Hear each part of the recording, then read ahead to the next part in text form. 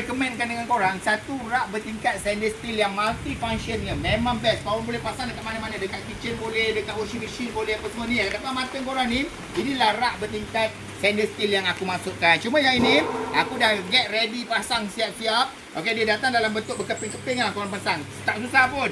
Dia punya manual semua datang satu set semua sekali. So macam ni, aku punya plan, aku nak letak kat mana tau? Aku nak letakkan dekat aku punya kitchen outdoor aku ni. Sebab aku kan buat konsep apa?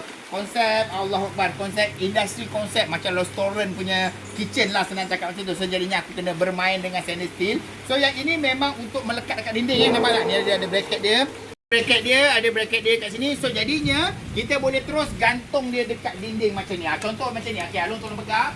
So saya nak letak kat sini sebab saya dah set up saya punya kitchen ni semua stainless steel. So kenalah pakai rak stainless steel juga. So letak dekat sini.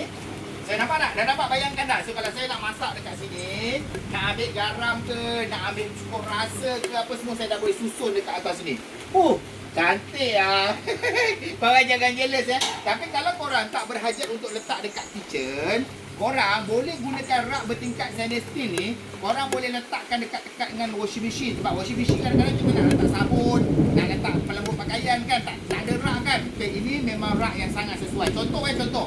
Jom, korang pakai contoh kau tengok ni saya punya washing machine luar saya ni. So, sabun-sabun duduk dekat lantai berterabur. So, korang boleh gantungkan kat sini. Nampak?